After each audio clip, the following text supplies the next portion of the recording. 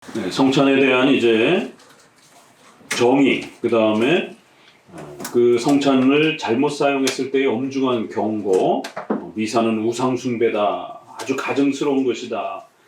미사뿐만 아니라 더불어 또 세례와 성찬을 등한시 여기게 되는 또 오늘날의 현대의 많은 그런 또 다른 제2의 마치 이 성례가 있는 것처럼 또 다른 어떤 구원의 이러한 부분들을 우리가 체험하는 그런 또 다른 제2의 뭐가 있는 것처럼 자꾸 이렇게 요구하고 세례와 성찬을 등한시 만들게 되는 다양한 예배적 형태들도 아주 가증스러운 것이 될 수 있다는 엄중한 경고를, 그래서 세례와 성찬에 집중하라라고 하는 것, 그래서 세례와 성찬이 주는 이 소중한 내용들을 잘 우리가 지켜가는 게 왜 그렇게 중요한지에 대해서 경고적인 엄중한 경고가 있었고요.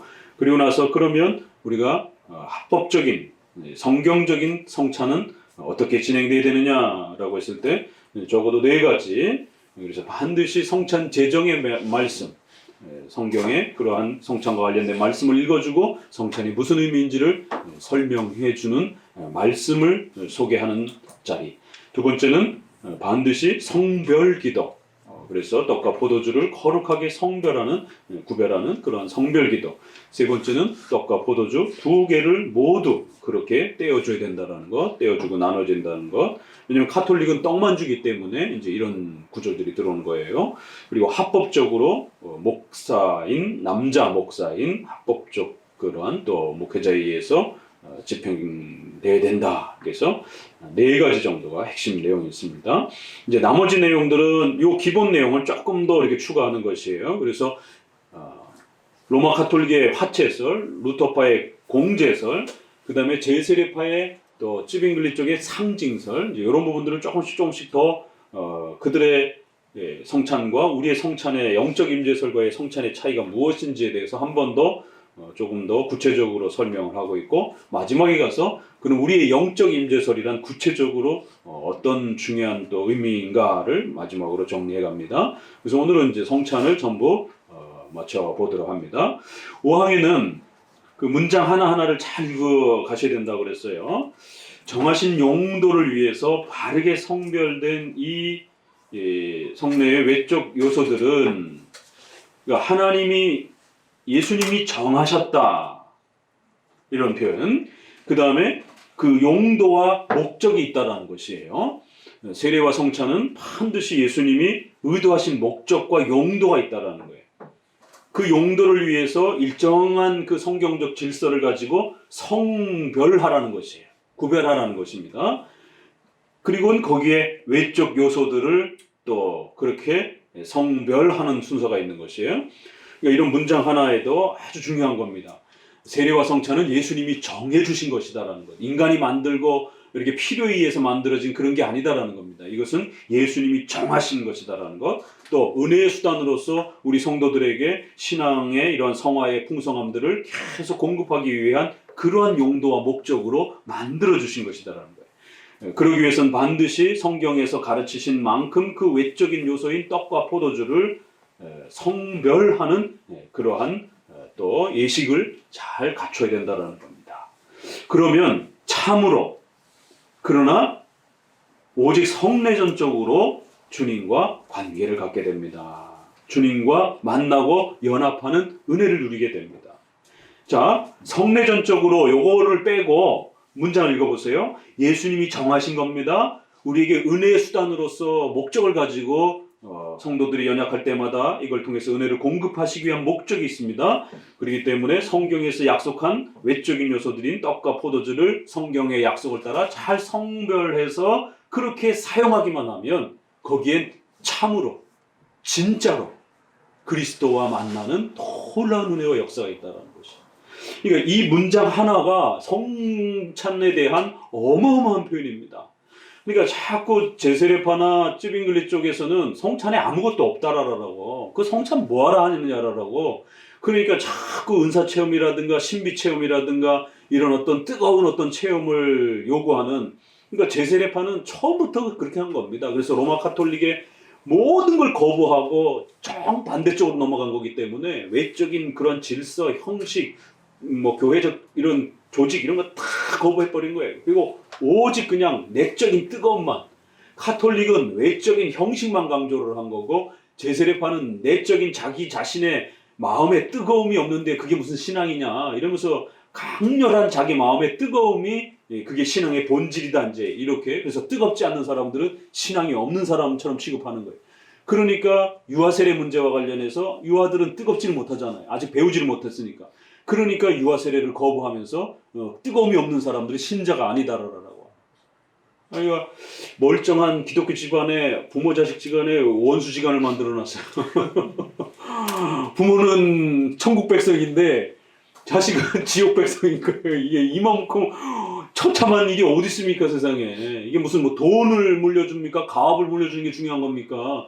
믿음의 이러한 그 신앙의 자리가 천국에 함께 살아가는 이 영광스러움이 중요한 건데 세상에 그거를 누리지 못하도록 다 찢어놓은 거예요. 왜? 본인이 신앙 고백 못하면 그건 다 지옥 간다는 거예요. 무조건. 왜? 신앙의 원리는 자기가 신앙 고백해야 그래야 신앙이 주어지는 거니까. 그러니까 자신이 신앙 고백해야 된다는 책임은 맞아요. 그렇지만 그걸 너무 세게 강조하게 되면 하나님이 우리에게 신앙을 주신다라고 하는, 하나님이 신앙을 만들어간다라고 하는 이 부분이 약화가 되는 거예요. 그래서 인본주의 신앙이 되는 겁니다. 내 손에 달린 것처럼. 참 그러니까 이 교리와 성경 해석이란 이렇게 중심이 조금만 어느 쪽으로 이렇게 기우느냐에 따라 똑같이 말을 하는데도 들리는 뉘앙스가 다르고 결국 방향이 달라지는 거예요. 그래서 최근에 제가 유아 세례와 관련해서 이렇게 가볍게 논의를 했더니만 아주 막 세게 이렇게 반론을 제기를 하고 또 어떤 분은 또 신학 교수가 또 이렇게 반론을 제기하고 그래서 멀쩡히 다 장로교 분들인데 아니 그러면 장로교 신자들은 신자의 자녀를 불신자라고 생각하십니까? 우리 장로교에서는 신자라고 생각하는데요. 불신자라는 것이에요. 지옥에 있다라는 거예요.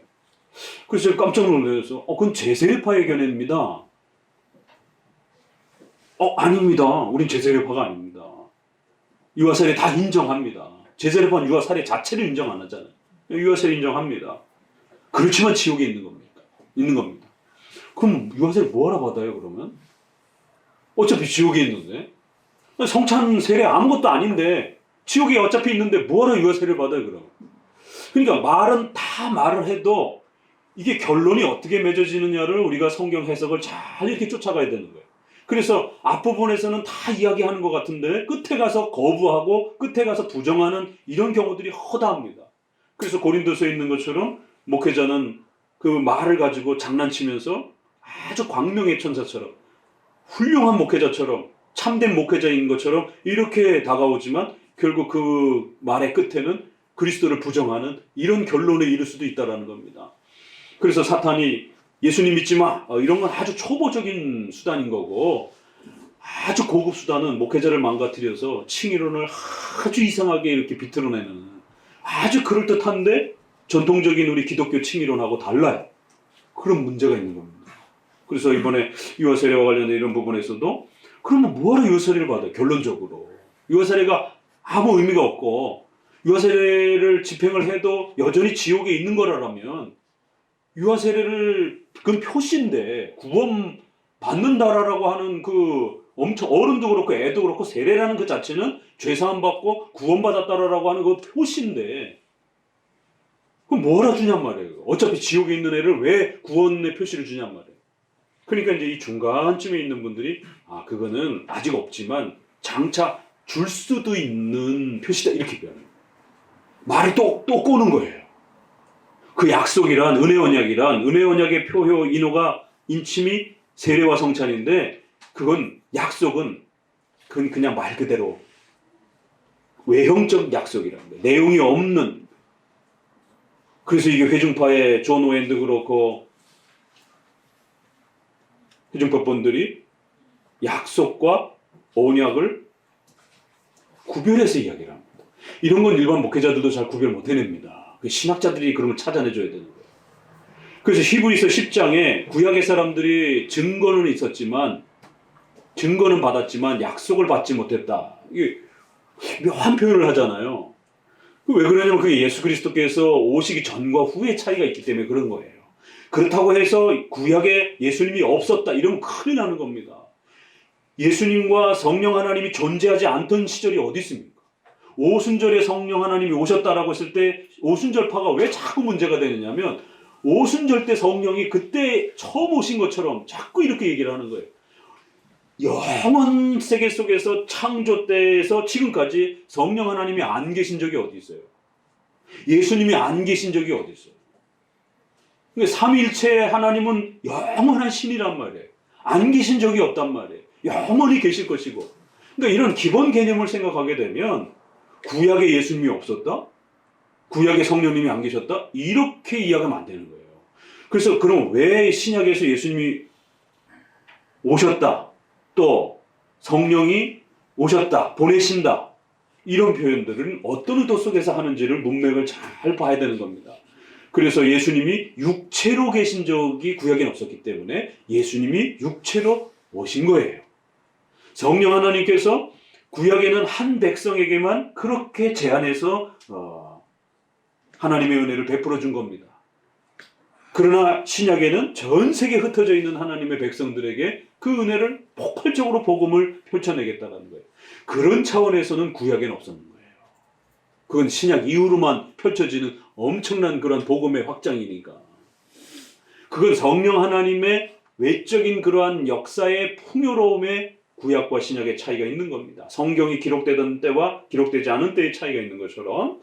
그러니까 그런 부분에서 결국 이 성례와 관련해서도 약속과 언약을 분리를 하고, 증거는 구약의 성도들이 받았지만 신약은 약속을 받았다, 이렇게 히브리서 이런 말씀을 결국 잘못 읽어내서 마치 구약은 구원받지 못한 것처럼. 그 제세례파는 구약은 구원받지 못했다라고 해요. 아주 대놓고 율법으로 구원받는다라고. 지금 세간점 아파라라고 하는 톰 나이트, 김세현 박사 이런 사람들이 다 구약은 율법으로 형태로 구원받는 것처럼 이야기하고 신약은 복음으로 구원받는 것처럼. 그래서 문제가 되는 겁니다. 이게 전형적인 제세례파의 신학 원리이기 때문에. 그런데 문제는 그 중간에 있는 분들이 구약의 성도들이 구원받았느냐라고 했을 때 제세례파가 너무 세게 나가고, 또 종교개혁 시대 때 소키누스주의자들이라 해서 예수님의 신성 부정하고 성경의 권위 부정하고 예수님의 죄사함에 대한 이러한 속죄사역 원죄 이런 거 다 부정하고, 오늘날 말하면 자유주의자들이에요. 자기 멋대로 막 믿는. 그 소키누스주의자라고 이렇게 대표적인 이런 문제가 되는 파들은 좀 기억해 두셔야 됩니다. 제세례파와 소키누스주의자들 이런 자들이 세례, 성찬 이런 부분들을 너무 극단적으로 무시를 하니까 이 회중파 분들은 그렇게까지는 말을 못하고, 침례교도 마찬가지고, 침례교도도 1645년인가 런던 1차 신앙고백서를 냅니다. 그러니까 제세례파처럼 똑같이 침례를 주장합니다. 그래서 침례교는 자기네들의 선조를 제세례파라고 그러는 거에 대해서 굉장히 싫어하셔요. 제세례파는 이단이었거든요. 그러니까 침례교 안에 두 부류가 있습니다. 자기네들은 제세례파다. 제세례파 침례만 강조하니까. 그러니까 사상적으로, 구조적으로 침례교랑 그 방식이 똑같단 말이에요. 그러니까 부정할 수가 없는 거예요. 그렇지만 이제 지금은 건강하다 이렇게 주장하는 분들이 있고, 아니다, 그 제세례파하고 우리 침례교는 다르다. 침례는 비슷하지만 침례교는 그래서 최근에는 특수 침례교 뭐 이렇게 부르더라고요, 자기네들끼리는. 그래서 침례교 안에 칼빈주의적 침례교가 있어요. 좀 보수적인 침례교들이 있어요. 그러니까 그런 사람들이 스펄전, 한국 사람들도 굉장히 많이 좋아하잖아요. 그러니까 침례교 사람인데 칼빈주의 교리를 좀 더 옹호하고 이렇게 수용하는 분들이 있어요. 예, 스펄전. 또 최근에 살아계신 분 중에는 폴 워셔, 존 파이퍼, 한국에 굉장히 아주 많이 즐겨 읽는 분들이 다 이게 침례교 분들이. 존 파이퍼가 아니라 존 파이퍼 맞죠? 존 파이퍼 맞죠? 스프라울하고 헷갈려요. 존 파이퍼, 이 침례교도들이에요. 굉장히 그 칼빈주의들을 좋아합니다. 그래서 이분들은 영국에서 자생했다라고 주장을 하는 거예요. 그 제세례파들이 이렇게 모여갖고 침례교를 만든 게 아니라 1645년에 런던 1차 신앙고백서를 발표하면서 침례교가 시작이 됐고, 그 침례교는 청교도 계열의 침례교다, 이제 이렇게 주장을 하면서 제세례파하고 상관없다 이러면서 침례교 역사를 주장합니다. 그리고 1677년 또 86년 이렇게 해서 2차 런던 신앙고백서를 내요. 그래서 최근에 한국에도 런던 신앙고백서 해설이 이렇게 번역이 되더라고요. 그러니까 그게 웨스트민스터 신앙고백하고 비교해 보기에는 상당히 비슷합니다. 그래서 봐라, 우리도 웨스트민스터랑 거의 비슷하다. 웨스트민스터의 이런 정신을 우리도 같이 이어받는 거다라고. 그리고는 이 옆에 사보이 선언이라 해서 1658년에 존 오웬을 중심으로 해서 회중파 신앙고백서를 만든 게 사보이 선언이에요. 그래서 이렇게 영국의 청교도가 세 그룹이 시작이 됩니다. 대표적인 게 그러니까 제세례파는 아주 극단이에요. 그래서 그 시절에 다 벌써 이단으로 정제가 되고 독일에서는 독일의 동료 제자였던 이런 칼스타트, 민처 이런 사람들이 처음에 같이 종교개혁 운동을 하다가 루터가 너무 느리게 개혁운동을 한다 그래서 급진개혁을 부르짖으면서 지금 당장 다 때려치고 다 깨부셔야 되고 새롭게 해야 된다 이렇게 주장을 하면서 결국 급진개혁에 그런 사람들을 아주 과격한, 이제 제가 과격한 이러면 다 같은 계열입니다. 이게. 엄격하고 과격하고 극단적인 이런 개혁 이러면 다 하이퍼 칼비니즘, 하이퍼 청교도 또 이러한 또 루터와 처음엔 같이 했지만 나중에 루터를 등지는 이러한 그룹들. 그래서 벌써 그들이 제세례파예요. 결국에는 이단으로 정제를 됩니다. 독일에서도 쯔빙글리와 같이 사역했던 스위스에서도 역시 마찬가지예요. 그래서 스위스의 유명한 그 제세례파들이 쯔빙글리의 제자로부터 나오게 됩니다. 그래서 처음에는 같이 이렇게 종교개혁을 활동을 하다가 결국 쯔빙글리의 개혁이 마음에 안 들어서 더디다고 생각해서 급진, 과격, 당장 개혁 이걸 부르짖으면서 결국 또 스위스 제세파가 형성이 돼요. 칼빈이 기독교 강요보다도 논문을 더 일찍 쓴 것이 영혼 수면설에 대한 비판, 인간이 죽으면 바로 천국으로 가는 게 아니라 수면, 잠자거나 이렇게 구천을 떠도는 것처럼 이렇게 벌써 그런 철학들이 있었던 것이에요. 그래서 영혼이 지옥, 천국으로 바로 이렇게 옮겨지는 게 아니라 일정한 기간 동안에 이렇게 무의식 상태에 있는다. 이렇게 이런 주장들을 하는 것에 대해서 1534년에 벌써 논문이 나옵니다. 이게 제세례파들이 그렇게 주장을 했어요.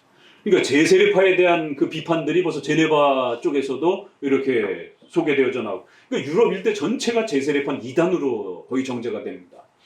그러다 보니까 그렇다고 칼빈주의를 혼전히 쫓는 것도 아니고 요 중간쯤에 침례교, 회중파 이런 분들이 은혜 언약도 약속과 언약이다.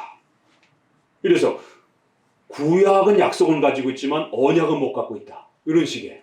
그래서 구약의 백성들은 구원이 없습니까? 그럼 바로 제세례파나 소피누스주의의 비판을 받을 수가 있어요.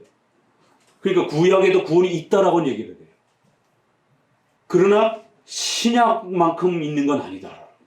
그럼 그게 뭐예요? 그럼 있다는 말이에요? 없다는 얘기예요? 구약은 구원이 있긴 있지만 아주 약한 구원이라는 거예요. 아주 불안한 구원이라는 거예요. 이런 생각들을 갖고 있습니다. 신구약의 통일성과 차이성을 이해를 못해가지고. 그러니까 이런 세례와 성찬에서도 할례와 유월절에 대한 부분들은 그건 다 옛날 거다라는 거예요. 그러니까 쓸데없는 거라는 거예요. 그러니까 세례와 성찬에 대한 부분들을 강조하면서 할례와 유월절을 무시하니까 강조는 하는 것 같은데 결국 구약의 이러한 할례와 유월절에 대한 이러한 성례의 정신이 세례와 성찬으로 이어지질 않는 거예요.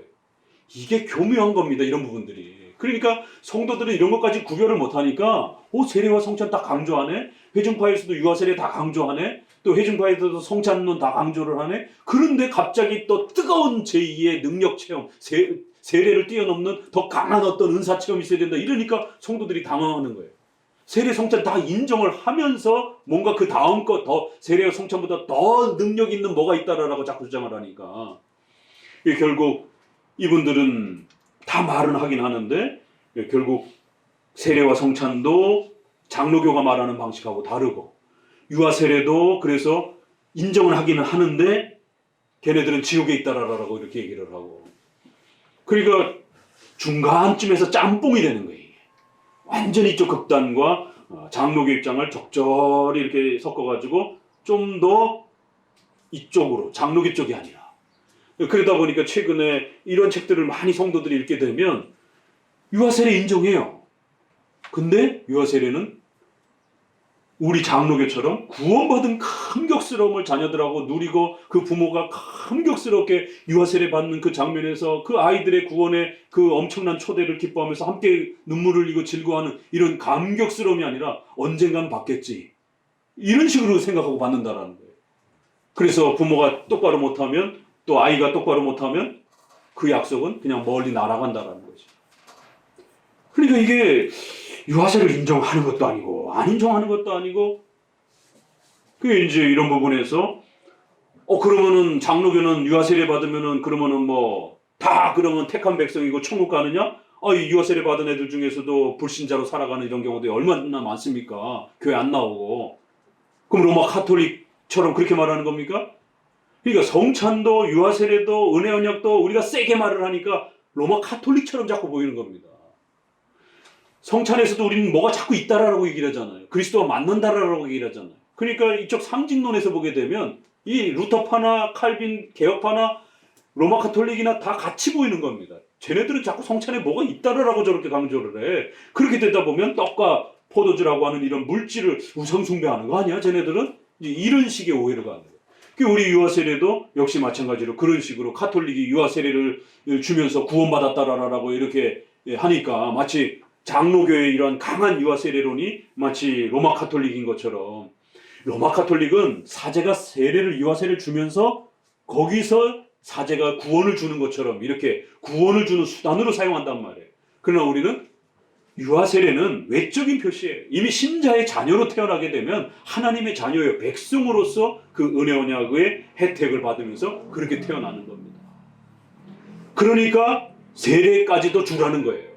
왜? 이미 구원받은 하나님의 자녀로서 태어났기 때문에 하나님의 가족 안에서 태어났기 때문에 그러니까 세례를 하라고 하는 이런 외적인 구원받은 표시조차도 주라는 거예요. 애라 할지라도 신앙 고백을 못한다 할지라도 그건 나중에 커서 하면 되는 거고 이미 다 구원받은 그러한 그 상태를 가지고 있는 거다라는 거예요.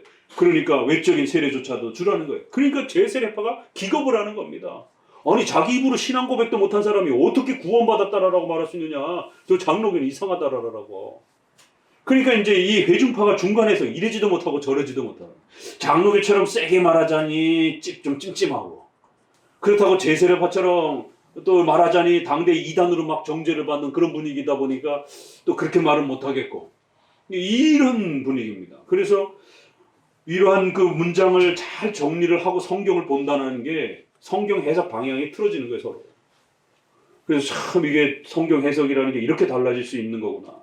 우리는 그리스도께서 정하신 용도에 의해서 바르게 성별된 이 성례의 외적인 요소들은 참으로 십자가에 못 박히신 주님과 우리가 연합하고 관계를 갖게 되는 아주 소중한 그러한 은혜의 수단입니다. 이렇게 고백을 하자. 그러니까 이런 고백들이 회중파나 제세례파라든가 이쪽에서 보게 되면 침례교 쪽에서 보게 되면 굉장히 불편한 말입니다. 이게 엄청 불편한 말이에요. 이게. 그러니까 그런 부분에서 최근에 유아세례론을 이렇게 카페에도 제가 계속 자료를 올리고 있고 밴드에도 올리고 있어요. 이게 좀 부지런히 우리 또 부모 아이들 있는 분들은 부모들은 부지런히 읽으셔야 됩니다. 그래서 우리는 아주 감격스러움으로 이렇게 유아세례를 하나님 앞에 구원의 이 은혜를 감사함으로써 인정하는 것이에요. 다만 예정과 택함이라고 하는 것이 있기 때문에 그 자녀 속에도 가짜가 있을 수 있는 겁니다. 교회 안에. 왜? 교회 안에 있다고 해서 모두가 다 천국 백성이 아니기 때문에 그 안에는 분명히 가라지 비유처럼 가짜가 있을 수 있단 말이에요. 그런데 그거 누군지를 함부로 막 판단하는 게 아니에요. 그래서 당회도 그걸 조심스럽게 이렇게 접근하는 겁니다. 성령 해방죄가 있지만 분명히 있어요. 그래서 용서함 받지 못하는 분명히 죄가 있다라고 성경은 경고합니다. 근데 그게 뭔지 성경은 적극적으로 얘기하지 않아요. 성령 해방죄가 분명히 있다라고 얘기를 해요. 그러나 그게 뭔지 구체적으로 이렇게 적극적으로 얘기하지 않습니다. 그걸 오늘날 교회와 당회가 함부로 당신 성령 해방죄 줬어. 그럼 영원히 용서 못 받는다라고 말한단 말이에요. 이거 굉장히 위험한 겁니다. 그러니까 이제 목회자들이나 부흥사들이 막 성도들 협박할 때 이제 그러한 성령 해방죄라든가 이런 걸 가지고 마치 지옥 간 것처럼 그렇게 협박을 하는 것이. 그러나 장로교 조직신학이라든가 이런 신조에는 그 어디에도 함부로 그런 걸 구체적으로 다루지 않았습니다. 그러니까 그런 부분에서 우리 교회 안에서 세례를 주는 건 최선을 다해서 교회가 세례를 주는 것이에요. 어른도 아이도. 그렇지만 그 안에 가짜가 있을 수 있는 겁니다. 하나님의 예정은 하나님만 아시는 신비의 영역인 거고, 교회가 세례를 주는 것은 어른이나 아이나 교회가 판단하고 주는 것이에요. 그러니까 여기에 분명히 차이가 있을 수 있는 겁니다. 그래서 유다와 같은 가짜도 분명히 존재하는 것이에요. 예수님도 어떤 목적 때문에 그 가짜인 유다를 일정한 시간 동안에 교회 안에 둔 겁니다. 그런 것처럼 더더욱 당회는 예수님이 아닌 이상에는 더더욱 그 가짜를 구별해내기가 어렵죠. 그래서 성경은 가라지 비유를 통해서 그 가짜 너무 순결한 교회, 엄격한 교회, 아주 철저히 순혈적인 신앙을 가진 성도들만의 교회, 이런 거 주장하다가 결국 바른 성도까지 해치게 뽑아내게 되는, 얘 가짜인가 진짜인가, 얘 가짜인가 아닌가에다가 이거 가짜 같다 뽑아냈는데 진짜일 수 있다라는 거죠. 그러니까 종말 때까지 그냥 두라는 것이에요. 너무 그렇게 가짜 진짜를 이렇게 뽑아내려고 애를 쓰다 보면 교회가 그러한 능력을 온전히 갖고 있지 못한 상태에서 참된 성도까지 마치 신자가 아닌 것처럼 뽑아내서 성도를 다치게 하는 위험성이 있을 수 있다는 거예요. 그러니까 이런 면에서 분명히 성령 해방죄가 있고, 신자 중에 구약의 이런 많은 모습에도 보는 것처럼 택자가 아닌 그런 부분이 있어요. 그러나 그거는 죽을 때까지 가봐야 하는 것이지 산 동안에는 쉽게 판단할 수 있는 게 아닙니다. 그래서 불신자처럼 살다가 뒤늦게 돌아오는 그러한 신자의 자녀들도 있고, 어려서부터 처음부터 이렇게 착실하게 잘 신앙생활하는 신자의 자녀들도 있는 거고, 그렇기 때문에 어느 순간에 돌아올지 우리가 함부로 판단해서도 안 되는 거고, 그러니까 우리 장로교 입장에서는 아이가 지옥과 같은 이 땅에서의 삶을 예배도 안 드리고 흥청망청 살고 십계명 위배하면서 살고 그러면 징계받고 책망받는 거예요. 그러면 아주 혹독한 삶을 사는 것이죠. 그러한 삶으로 살지 않도록 최선을 다해서 교리문답을 가지고 아이들을 가르치는 것이에요. 그렇지만 우리가 신자의 자녀를 대할 때는 당회도 그렇고 부모도 그렇고 하나님의 자녀의 백성으로 취급하는 겁니다. 근데 회중파는 일단 불신자라라고부터 출발을 하는 거예요. 그래서 얘가 신앙 고백을 할 때에 그제서야 신자라라고 인정을 하는 거예요. 방향이 접근이 달라요. 우리는 신자라고 취급해 가다가 어떤 사람이 정말 사악하게 하나님 부정하고 막 교회를 공격하고 막 이러면서 생을 마감한다라면 그런 신자의 자녀들에게는 함부로 저 사람이 택자라라고 이렇게 구원의 어떤 확증성을 말하기가 참 어려운 거예요. 그런 어쩌다의 경우가 있는 겁니다. 그러나 회중파 쪽에서는 일단 다 99%는 다 지옥에 가 있는 것이에요. 그리고 그 중에 신앙 고백을 하는 자들을 신자라라고 이제 인정해 가는 거예요. 방향이 달라요, 서로. 그럼 얘가 10대 때 부모 쫓아다니면서 나도 예수님 믿고 싶어요. 그럼 이거는 신자야 아니에요. 신앙 고백 한 거야 안 한 거예요. 그럼 또 20대 때 와갖고 교회도 안 나와요. 사춘기 빠져가지고. 그러다가 또 30대 돼서 정신 차리고 이제 좀 예수님을 믿어보려고 예수님 좀 믿어야 될 것 같아. 그럼 얘가 신자야 아니에요. 그러니까 더 센 회개, 더 센 임팩트한 어떤 그런 강렬한 회심 체험을 자꾸 요구하게 해요. 그래서 회중파가 과격한 구원론으로 자꾸만 흐르게 되는 겁니다. 유아 세례론도 마찬가지예요. 다 같은 구원론 안에서 이렇게 펼쳐지는 거기 때문에. 그러니까 성례론도 마찬가지예요. 그러니까 성례론에서 우리 성찬에서 행해지는 이런 기본적인 간단한 이런 부분에 대해서 만족을 못하는 겁니다. 그래서 뭔가 자기들 마음속에 느껴지는 뭔가 강렬한 체험과 느낌과 이런 그 뜨거움이 이렇게 외적인 어떤 현상으로 나타날 때에 그거를 제2의 축복, 제2의 성령 세례라고 그러는 것이에요. 구원의 이 감격스러움을 아주 강렬하게 가질 수 있는 그러한 이 형식들을 제2의 축복 형태로 받게 된다라고 강조를 하는 겁니다. 그러니까 자연스럽게 성찬도 등한시되어지는 것이에요. 이게 참 이게 강조점과 이 신앙의 해석을 체계를 어떻게 잡아주느냐에 따라 이렇게 서로 달라지더라는 것이. 그래서 회중파는 이단은 아니지만 또 넓게는 또 칼빈주의를 표방하는 사람들이에요.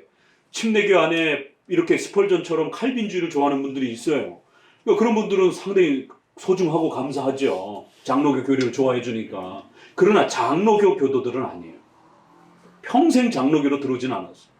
왜? 장로교가 싫어서. 장로교가 가르치는 몇 개의 교리는 좋아서 가졌지만 그렇다고 장로교 안으로 들어오지는 않는다라는 것이에요. 그럼 분명히 우리가 구별할 줄 알아야 되는 겁니다. 적어도 우리가 장로교인이라면 장로교에서 가르치는 그 중요한 교리들을 잘 이해하고 쫓아가는 것이에요. 그래서 장로교에서 해석의 기준을 가지고 신앙의 원리, 그래서 내가 구원받았다라고 하는 장로교회의 규범들이 있습니다. 장로교는 그렇게 뜨거운 체험과 이런 강렬한 체험이 없어도 기본적인 교리의 이런 이해를 통해서 세례까지 나아가는 그 규정을 잘 이해하고 그거를 수용을 하게 되면 얼마든지 신자로서 존중을 하는 겁니다. 윤리 부분에 있어서도 개고기를 먹는 데가 있고 안 먹는 데 있고 그랬다 했잖아요. 이 의식주와 관련해서 다른 교파에서는 이걸 죄라고 생각하는 거예요. 여자들 치마 안 입고 바지 입으면 그 죄라라고 취급하는 데가 있습니다. 파마하고 이런 걸 사치요 이런 걸로 취급을 해요. 그러나 우리 장로교는 일반 은총이라고 평가를 하기 때문에 여성이 미에 이렇게 끌리고 미를 이렇게 찾는 것은 하나님이 그 여성에게 주신 가장 고유한 그 미를 본성적으로 가지고 있는, 남자에게는 힘과 근력을 주셨다라면 여성에게는 그 아름다움을 주신 이런 하나님의 창조적 그 본성이라고 해석한단 말이에요. 그래서 본질적인 그 은총이다 이렇게 표현하는 거예요. 일반 은총. 신자나 불신자나 모두가 가지고 있는 하나님이 주시는 그런 은총이라는 것이에요. 그래서 그러한 것들은 아주 선을 넘지 않는 선에서는 얼마든지 은혜라 생각하시고 우리 여성 자매님들도 우리 장로교 오시게 되면 꼬질꼬질하게 막 이렇게 머리도 안 감고 막 이렇게 오시면 안 돼요. 예쁘게 좀 이렇게 씻고 파마도 좀 이렇게 1,000만 원짜리 파마를 하면은 책망을 받지만 이렇게 적정한 선에서 이렇게 머리도 좀 이쁘게 하고 이렇게 자신을 이렇게 꾸밀면서 이렇게 예식장을 가도 우리가 이렇게 적어도 품위를 가지고 이렇게 출석을 하는 것처럼 교회 오는데 아무렇게도 하지도 않고 그냥 일상 모습으로 그냥 이렇게 막 오고 그러면 그건 하나님 앞에 예배드리러 나아가는 그 자세와 태도의 부분에 분명히 문제가 있는 겁니다. 우리가 장례식을 가도 예식장을 가도 인간이기 때문에 옷을 통해서 예절을 표현을 하고 품위를 표현한단 말이에요. 대통령을 만나러 가도 하물며 어떤 하나의 품위와 자세가 있는데 우리가 하나님을 만나러 가는 공적인 이러한 자리에 나간다라고 하면서 집에 그냥 추리링 바람으로 막 이렇게 갈 수는 없다라는 것이죠. 그래서 이러한 부분들에 대해서 우리는 은총으로 여기기 때문에 그런 것들을 얼마든지 사용하는 것이에요. 근데 이게 교단마다 기준이 다르기 때문에 각 교파마다 성경 해석의 흐름과 방향이 달라서 다른 쪽에서는 그걸 죄악시 취급합니다. 여성이 파마를 하거나 또 이런 꾸민다든가 이런 건 사치요 죄악이다라고, 그럴 돈 있으면 구제하라라고 이렇게 이제 취급하는 것이에요. 여기서 한 걸음 더 나가면 제세례파나 또 아미시, 메노나이트 이렇게 해가지고 이게 파예요. 까만 중절모 까만 옷에다가 옷을 이렇게 색깔 있고 유행을 따라 입는 것도 죄악인 거예요. 그냥 고대 농경 사회를 따라서 이렇게 뭐랄까요, 옷의 디자인이 발전되지 않는 그저 옛날 방식의 이러한 옷을 사치스럽지 않게 입으라는 거예요. 그래서 딱 그 사람들 보면 표가 나옵니다. 시커먼 옷에다가 이렇게 유대인은 유대인 표치처럼 하고 다니잖아요. 동그란 모자 이렇게 쓰고 뭐 이런 것처럼. 또 그 다음에 이런 제세례파 계열의 이렇게 문화를 다 죄악시 취급하는, 마차 타고 다니고 전기 안 쓰고 이렇게 옛날 그냥 옷만 입고 다니고 이런 것처럼. 또 여러분 왜 여자 남자 둘씩 짝지어서 이렇게 전도하러 다니는 그 몰몬교도 보게 되면 남자들은 이렇게 딱 그 와이셔츠에 이게 기본이에요. 절대로 이런 그 다른 옷을 못 입게 하고, 여자들은 쌍팔년도에 70년도에 그 딱 보면 그 아주 촌스러운 그 옛날 복장 스타일 있잖아요. 왜 그걸 그 문명을 거부하기 때문에, 문화를 거부하기 때문에. 그래서 이렇게 옷이 이렇게 화려해지고 막 이런 것들을 죄악시 취급한단 말이에요. 이게 어떤 관점에 따라 성경 해석이 이렇게 차이가 서로가 나는 거예요. 그래서 적어도 우리가 장로교도들이라면 장로교회에서 규정을 해석하고 또 세부적인 것은 교회법으로 정해놓고 그 다음에 그렇지도 않은 것은 또 여러분의 양심의 자유로 선택하게 해주는 것이에요. 그런데 오순절파에서는 이 양심의 자유 선택도 죄악시 취급하는 거예요. 그래서 성령의 직통계시를 통해서 뭐 하나님이 오늘 김치찌개 먹으라 그랬다. 오늘 이쪽으로 가라 그랬다. 아 하나님이 이 아파트 사라 그랬다. 이런 식의 이제 신비적으로 살아가는 것이죠. 이게 다 달라요. 그러니까 성도들의 윤리, 판단, 기준, 신앙 이게 다 다릅니다 서로. 그러니까 성도들이 감리교 다니다가 장로교 오면 갑자기 내가 구원 다 받았구나 막 이렇게 또 생각. 장로교 다니다가 이런 저기 성결교라든가 오순절교에 가면 다 구원 아직 안 받은 것처럼 느껴져요. 왜? 거기서 막 방언도 해야 되고 막 세게 뭔가를 해야 구원받은 것처럼 이야기를 하니까. 그래서 한순간에 갑자기 불순자가 돼버립니다. 그래서 장로교도들은 장로교회로 혹시라도 이사를 간다든가 시집을 간다든가 또 외국을 나간다든가 이러면은 장로교회로 연결을 해가지고 예배 드릴 수 있도록 그렇게 연결을 해주는 겁니다. 왜요? 윤리규범이 다르기 때문에. 그러면 성도들에게 엄청난 충격이 와요. 어느 날 이렇게 예쁘게 하고 이렇게 아무렇지도 않게 생각했는데 갑자기 어느 과격한 교회 가니까 당신 죄라라고 어떻게 이렇게 화려하게 옷을 입고 다니냐고 뭐 이러면 예전엔 다 괜찮다고 그랬는데 지금부터는 막 죄인이 되는 거예요. 이러면은 사람이 이 도덕적으로 일관성이 있어야지. 어느 행동이 언제까지는 죄가 아니었는데 이제부터 막 죄가 돼요. 이러면 애들 교육하고 그럴 때 어제까지는 엄마가 죄라고 그랬는데 오늘은 또 해도 된다고 그랬다가 또 내일은 또 죄악이라 그랬다가 그러면 애들이 어떻게 큽니까? 가치관을 어떻게 형성을 해요? 어른도 마찬가지. 갈팡질팡 그러면 방향을 못 잡습니다. 더더구나 죄와 관련된 문제인데. 그래서 일정한 신앙의 규칙과 윤리의 규칙이 이렇게 같이 흘러야 되는 거예요. 그렇기 때문에 넓게는 복음주의권 내에서 우리가 감리교나 성결교를 이단이라 하지는 않는 겁니다. 이단은 또 이단의 선이 있으니까. 그렇지만 상당히 약한 기독교인 거예요. 그리고 또 회중파라든가 이런 사람들은 또 개혁주의를 좋아해요. 그래서 나름대로 개혁주의를 추구하는 분들이 거기까지 인정해요. 그러나 한 교단을 형성하고 한 교파를 형성을 해서 함께 신앙의 규범을 나누고 생활의 윤리 기준을 나눌 수 있는 그러한 교파를 형성할 수 있는 공동체는 아니라는 거예요. 왜? 이 사람은 죄라고 그러고 이 사람은 죄가 아니라고 그런단 말이에요. 이 사람은 구원 받았다고 그러고 이쪽에서는 구원 못 받았다고 얘기한단 말이에요. 이거 어떻게 해결하냔 말이에요. 이거 해결 못해요 서로. 그래? 그러면 너네 그런 걸 좋아하는 사람 너네끼리 교단을 형성하고 살으라는 것이. 그럼 이쪽은 이쪽대로 교단을 형성하고 사는 것이. 그래서 기독교 역사에는 교파가 많은 겁니다. 그래서 그 많은 교파들 속에 이 가짜도 있는 거고 조금 질이 떨어지는 아주 수준이 떨어지는 저급한 막 떼굴떼굴 굴러다니고 그런데도 예수님 믿는다 그러면 그거 어떡하겠어요? 그거 뭐 불신자라고 그러겠습니까? 그거를 아주 저급한 기독교의 모습을 가지고 있지만 그냥 최소한으로서 인정해주는 그런 모습도 있는 거고. 그러니까 기독교 교파는 여러 가지가 있을 때 그래도 우리가 사도적 신앙을 어거스틴과 그리고 어거스틴으로부터 루터와 칼빈이 그걸 그대로 계승을 했고 칼빈을 통해서 계승한 그 기독교가 회복된 게 뭐냐고 보니까 바로 웨스트민스터로 이렇게 이어지는 것이. 그런데 침례교는 칼빈 좋아한다라고 그러면서 교회로는 다 버려요. 유아 세례 다 버려요. 아니 칼빈 그렇게 좋아하면 그거 다 쫓아가야 될 거 아니에요. 근데 이제 그들은 뭐라고 얘기를 하냐면 칼빈은 다 좋은데 유아 세례를 너무 세게 인정을 하고 이런 성찬을 너무 세게 인정하고 이런 거는 잘못된 거다라고. 칼빈을 자기네들이 다 재단을 해요. 칼빈주의라고 그러면서 본인들은. 적어도 우리가 칼빈주의라고까지 이렇게 얘기를 할 정도면 그 칼빈 선생님을 선생님으로 이렇게 성경을 배우는 교과서로 삼고 수많은 해석 중에 그래도 칼빈 선생님의 목사님의 그 해석이 가장 훌륭한 걸로 정말 심각하게 죄가 된다라고 생각되지 않는 것 외에는 또 칼빈은 종말론에 대해서 많이 말을 하지 않았으니까 그런 부분 빼놓고는 90% 이상 칼빈의 해석을 쫓아가는 겁니다. 그래서 칼빈주의 개혁파라고 그러는 거예요. 아니 칼빈을 쫓아가지도 않으면서 왜 칼빈주의 어거스틴주의라고 이렇게 말을 합니까? 그러면 말을 바꿔야죠. 자기 정체성을. 그래서 이런 면에서 적어도 웨스트민스터까지 왔을 때 우리가 성례 이런 부분들을 왜 그토록 중요하게 여기고 왜 우리가 로마 카톨릭의 화채설을 안 쫓아가고 루터파도 넓게는 개혁주의 동료예요. 루터가 먼저 종교개혁을 시작을 한 겁니다. 그러나 루터의 개혁은 후손들로 넘어가면서 너무 약해가지고 이렇게 전체적으로 이 교회의 전체적인 개혁이 미흡하게 일어난 것이. 그래서 그걸 더 보강한 개혁파라라고 하는 스위스 중심의 쯔빙글리와 칼빈을 중심으로 한 그러한 리폼드 개혁파, 성경으로 더 개혁한다라고 하는 이렇게 개혁파.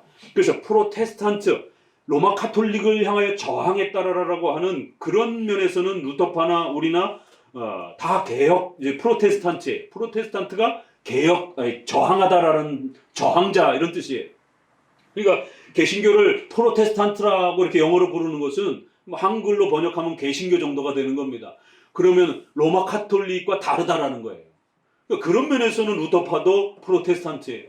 그러나 같이 하나의 교파를 형성해서 엄격한 그러한 그 생활의 기준의 잣대와 신앙의 기준의 잣대를 이렇게 서로 만들려고 하니까 성찬에 대한 이해 차이가 너무 차이가 나는 거예요. 루터파하고 이 개혁파라. 그래서 서로 달리하는 겁니다. 그래서 루터파는 루터파대로 하나의 교단을 형성해 가고 우리 개혁파는 개혁파대로 장로교를 중심으로 해서 펼쳐나가는 것입니다. 그럴 때에 이제 쯔빙글리는 우리의 선생님인데도 불구하고 요 성찬론 부분만 조금 약해요. 나머지 부분들은 다 이렇게 장로교랑 같이 쫓아가는데, 그러니까 이제 그런 부분들의 차이들을 우리가 왜 장로교도라고 하는 이런 관점에서 성찬을 바라봐야 되는가. 그러니까 각 교파마다 바라보는 성찬에 대한 이해와 해석도 다 달라지기 때문에 그런 것입니다. 그래서 최근에 유아 세례를 이렇게 논의하면서 부모가 자기 자식을 세례를 줘놓고도 지옥의 자식이라 이렇게 생각을 하면서 아이를 키우게 되면 몽둥이를 들 수밖에 없는 거예요. 자식을 지옥에서 빨리 끄집어내야 되니까. 왜요? 아이들은 죄와의 싸움이니까 거짓말부터 시작해서 뭐 또 교회 안 나가는 거 이런 게 다 죄라 생각하니까 아이에게 폭력을 행사해서라도 아이를 교회 가게 등 떠밀고, 또 어떤 아이는 어려서부터 거짓말을 잘 한단 말이에요. 아직 그런 품성이 형성되어 있지 않기 때문에 교회를 다니는 건 안 다니건 간에. 그러니까 그런 모든 부분들이 죄와 또 맞물려 가다 보니까 그런 죄의 상태에서 계속 있게 되면 애가 신앙 고백 못한다 생각하니까 회초리를 아주 강하게 때려서라도 경건을 아이의 뭐 1년에 성경 10독씩, 또 성경 쓰기 1독씩, 뭐 일주일에 기도 10시간씩 이런 아주 과격한 경건을 아이들한테 어려서부터 요구하면서 또 모든 예배 빠짐없이 참석 막 이러면서 예배 시간에 졸고 막 그러면은 이게 무슨 뭐 훈육방인지 뭔지 애들을 방에다가 가두고 이렇게 1시간 2시간씩 예배 시간에 졸고 떠들었다고 이런 어떤 과격한 체벌들이 실제로 이러한 제세례파 침례교 과격한 이러한 청교도 계열 이쪽도 센 그 경건을 강조하는 이런 경건주의 계열이 다 그렇게 행합니다. 애가 지옥 백성이라 생각하니까. 그렇지만 장로교도들은 그렇게 하지 않습니다. 장로교도들은 일반 은총이라 생각하기 때문에 애기들은 어른이 아니에요. 그래서 아이들은 떠들 수밖에 없는 겁니다. 떠드는 것에 대해서 좀 더 이해해주고 또 이렇게 좀 수용해주고 또 아이들이 조는 것에 대해서 얼마든지 이해해주고. 왜? 아이니까 잠이 많은 겁니다. 일반 은총 차원에서 애 놔보세요. 하루 종일 자잖아요. 그 잠이 조금씩 이렇게 성장하면서 줄어가는 거예요. 그래서 청소년 때도 애들은 워낙 잠이 많습니다. 그러면서 호르몬이 커가면서 아이들이 성장을 해가는 건데, 그런 것들을 무시하고 애 조금 졸았다라고 애 조금 막 그 소란스럽게 했다라고 막 교회에서도 폭력적으로 막 그렇게 하고, 집에 가서도 또 부모는 또 그러니까 그런 눈치가 또 부담스러우니까 또 집에 돌아가서 막 회초리를 때리고. 그러니까 애들이 이거 교회 나가면 아주 죽는구나 이거. 그러니까 이제 교회에 대한 반감들이 애들이 어려서부터 형성이 돼갖고 10대 때는 억지로 순종하지만 10대 넘어가면서 20대로 딱 들어가면 사춘기 들어가면 반항하면서 교회 안 나오는 겁니다. 그러니까 이렇게 하나님이 은혜의 수단으로 주신 이 성례라라고 하는 이러한 이 수단을 교회와 성도가 어떻게 사용할 줄 몰라가지고 이렇게 자녀를 키워내고 교육하는 이러한 정말 가장 사랑하는 가족인데도 불구하고 폭력적으로 부모 관계가 형성이 되는 이러한 참 심각한 일들이. 그래서 부모는 천국에 가 있는데 자식은 지옥에 가 있는 것처럼, 그래서 그 지옥에 있는 아이를 끄집어내기 위해서 과도한 이런 행사들이 일어나는 이런 부분들을 보게 됩니다. 그래서 이제 저도 이제 이런 부분들을 좀 신학적으로도 좀 준비를 해서 우리 한국 이 개혁주의를 사랑하는 사람들한테 개혁주의를 하되 회중파 쪽으로 할 것인지 장로교 쪽으로 할 것인지를 선택하라라고. 역사 속에 지난 500년 동안 회중파적 개혁주의가 더 훌륭한지 장로교적 청교도나 개혁주의가 더 훌륭한지 선택하시라고. 둘 다 있으니까. 그랬을 때에 역사적으로나 이런 객관적인 이런 고백이나 또 성경 해석에 있어서 또 실제 생활에 있어서 장로교적인 이러한 청교도와 개혁주의가 훨씬 더 훌륭하다라는 것이에요. 그래서 그런 면에서 최근에 유아 세례를 논하면서 저도 너무 놀랐어요. 너무 많은 분들이 자기는 장로교라고 그러면서 그렇게 유아 세례를 성례론을 갖다가 아무 쓸모없는 것처럼 이렇게 생각을 하는. 그래서 제가 나중에 답답해가지고 아주 우회적으로 이렇게 비판을 했어요. 그러려면 뭐하러 유아 세례를 봤습니까? 그게 쓸데없는 걸 갖다가. 애 갖다가 놀래 경기 들으라고 물 끼얹고 말이야. 뭐 그거 준비하고 그거 또 얼마나 시간 버리고 뭐하라 그 뭐 하는 짓입니까? 도대체 그거 쓸데없는 거를. 어차피 그거 받아도 지옥에 있는데. 그래도 멀리 혹시라도 하나님이 줄 수도 있는 표시니까 받아는 두라 이제 이런 식의. 그것도 자기 본인이 애가 고백 못하면 그것조차도 날라가 버린다는 거예요. 그래서 제가 어음수표라고 그런 거예요. 어음수표 들고 사탕 하나도 못 사먹는다라고. 고민하다가 우리 성도들에게 이 유아 세례의 장로교 입장과 회중파 입장을 어떻게 구별할까? 왜? 회중파는 그걸 다 이야기하니까. 유아 세례 다 이야기하고 은혜 언약 다 이야기하고. 그런데 구약의 성도들은 아주 약하게 구원받는다. 야, 어떻게 이렇게 말을 할 수가 있지? 그렇게 되면 구약을 무시하게 됩니다. 구약 안 읽게 돼요. 그렇게 되겠죠. 유월절, 할례, 구약의 성전 이거 다 중단되는데 뭐하러 이거 읽어요 그러면. 거기 뭔 의미가 있다고. 자연적으로 구약 폐기주의가 되는 거예요. 그러니까 이제 우리가 장로교는 이 은혜 언약과 유아 세례 성례론에서 신구약의 통일성을 강조를 하다 보니까 유월절 할례가 그대로 세례와 성찬으로 이어졌다라고 본질은 다 동일하다라니까 제세례파와 회중파에서 뭐라고 비판을 하냐면 저기 유대주의자들이다. 장로교도들을. 왜 구약 따라 하느냐라고. 그럼 우리가 구약 백성입니까? 이제 이런 식이에요. 그러니까 성경의 체계를 이해를 못하니까 이런 반론을 제기를 하는 거예요. 그러면서 자기들 나름대로는 더 멋있는 성경 해석을 한다라고 하지만 결국에는 구약을 무시하고 버리게 돼요. 우리는 동일하다라는 것을 출발로 하다 보니까 구약도 우리의 신앙의 규범이요, 구약도 우리의 생활의 규범인 거예요. 그런데 저들은 신약만 주로 강조하게 돼요. 자연적으로 그렇게 될 수밖에 없습니다. 그러다 보니까 신앙의 이 풍요로움들을 다 잃어버리고 신약 중심으로 거기서 오순절파도 신약만 오순절만 강조하는 이런 형태가 되는 거고, 최근에 또 이렇게 세관점 세언약파 이런 사람들 다 신약만 강조하면서 구약은 아주 드먼시되는 것, 아주 좀 수준이 떨어지는 것처럼. 그래서 구약은 용서는 받긴 하지만 아주 미약하고 아주 부족한 형태로 이렇게. 그래서 웨스민스터는 칭이나 언약이나 신구약이 동일하고 하나이다 이런 강조들을 아주 강하게 하는 겁니다. 그래서 구약의 이러한 교회와 성도들의 이러한 모든 모습들이 오늘 우리에게 하나님이 주시는 소중한 신앙의 원리와 규범으로 그대로 또 연결되어서 우리가 배울 수 있는 소중한 그런 계시로서 이렇게 사용되어지는 것이.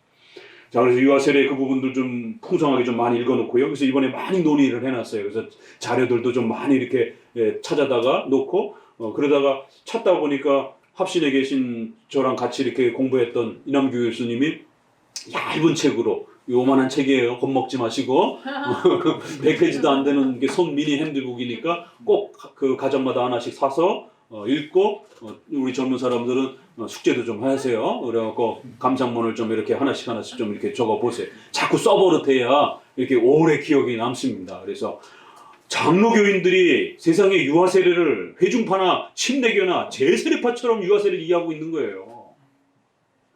웨스민스터를 읽으면서 우리 장로교 개념의 유아 세례와 세례와 성찬을 잘 가지셔야 됩니다.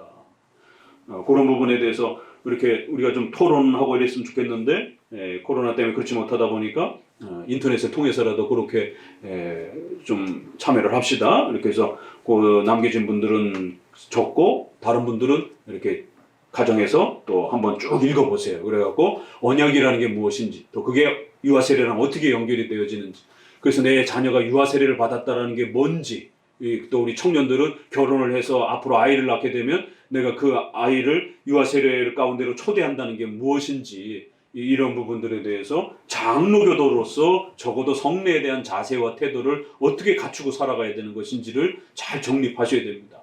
장로교도라고 하면서 세례와 성찬에 대해서 아주 깜깜하게 되면 아주 심각한 일이 벌어지는 것이.